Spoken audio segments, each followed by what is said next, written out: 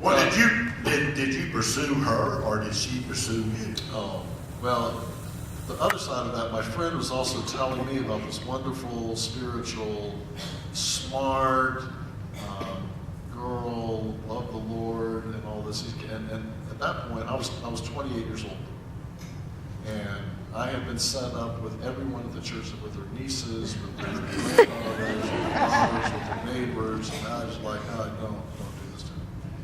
And so when I went that evening, I was out there, and again, I was 28, I'm a guy, real live guy.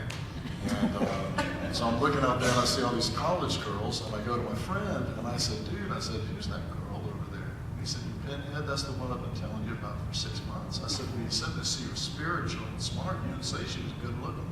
And so that's when we started talking, and that's when I asked her out soon thereafter. You went and talked to my dad first. Asked her dad's permission first. And let me just clear, because this may be something that you don't know about us, that there's 10 years difference between Ginny and me. She's 10 years older than me. I'm 10 years older than Ginny. And she didn't tell us, she's too modest to tell you this. When I met Ginny, she was almost a senior in college. You're a senior in college. And she was 18 years old. Okay? When she started college, she was 16. She was so young she didn't have her driver's license when she started. Her mom had to take her and drop her off at college in the morning, all right?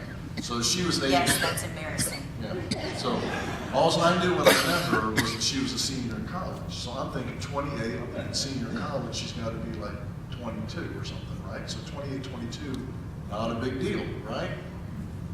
And then I find out after I'm already smitten, she's a senior in college and she's 18 years old, 10 years difference. So that's why I went and asked her dad's permission if she could stay out past 10 o'clock. So that's how I went. So I pursued her and asked.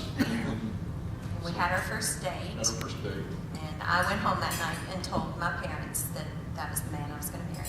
I knew on our very first date. Oh, that's... Absolutely. Took him a while to catch up with him. You're going to get back to the kiss, right? Absolutely. My parents had helped start a church plant while I was in college, and so I was helping do children's ministry, and we had started a Christian school, so I was teaching. I had Fridays off of school, and I would teach at the school on Fridays so the pastor's wife could make hospital visits and shut-in visits with her husband. So I was already actively, involved in ministry, and knew that whoever I married, that would be the desire of my heart, is to continue in ministry. Transitioning from the ministry of music here at Paul's Island and becoming the pastor. How many people were here when that transition took place? So some of them. So it came really to do worship. Bob Barrows, great friend, loved Bob to death. Bob would start asking me if I would want to speak, and so I'd spoken to him a lot. So then we started doing it. Then Bob would start asking me, he said, well, why don't you lead this week's staff meeting? And so we just started doing a lot of stuff together, ministry partnership. He was saying, Don, you really function much more as a pastor than just a worship pastor. And so we morphed into this thing of being co-pastors. And so we're serving as co-pastors. So then when Bob chased the dream of his heart, which is to start a counseling practice, and that was 8 years ago, he went off to do that, and the church voted for me to. So a lot of the pastoral kinds of things I'd already been doing, so it's kind of a natural progression. Okay. When we get to make big trips like that, this upcoming year, I've been invited in June or July to be a pastor, to speak at a pastor's conference in South Africa. So that'll be a really cool experience to go and do that and see how they do church and how they do life there. And so that's going to be a cool thing. But honestly, it's going to be good to do that. But honestly, Virginia and I, picking up and going and having lunch somewhere here, we love doing life together. Don, what do you like most about being the pastor of Paulus Allen Community Church? That's several things. One, I love people. I love to hear people's stories. I wish at times that we were a church of like 20 people, so we just hang out together all the time. One of the frustrating things about it is that we are a church that's much larger than that, and for me to really know everyone and know people's names and know their stories and stuff like that, that's what I love about tonight. And Ginny and I always said we are so honored to be here and to be able to hang out with you guys tonight. But the thing I love is people. Within the last 5 years, really all, for me, I would say, just on a personal level, not church level as much, although so many people here have been a part of our boys' lives. When I see our boys becoming men like their daddy, that's an amazing thing for me, because they've had an amazing role model.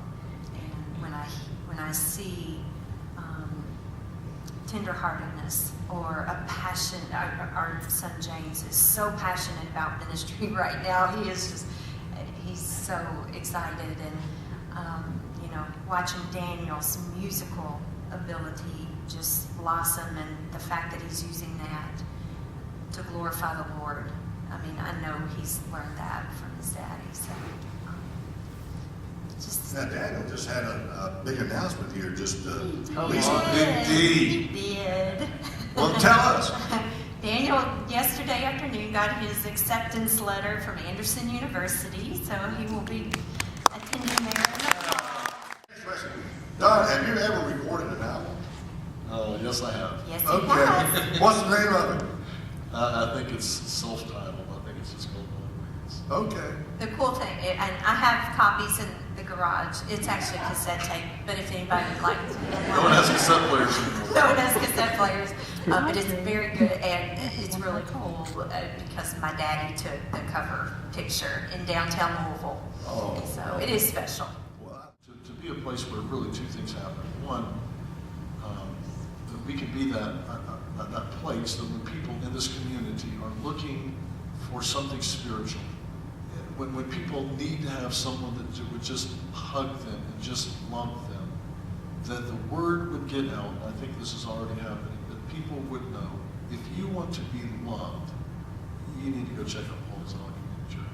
This is the place where you will be welcomed, where you can worship and sense the presence of Jesus, and you can hear the word of God. So that's our Sunday kind of thing. And then during the rest of the week, that we have this mission about our lives that we're going out and doing. It's not just a Sunday and then take Monday, Tuesday, Wednesday, Thursday, Friday, Saturday off. But what happens in Sunday becomes the energy, becomes the celebration that propels us all to go out, because there's how can I say thanks for the things you have done for me? Things so undeserved, yet you give to prove your love for me.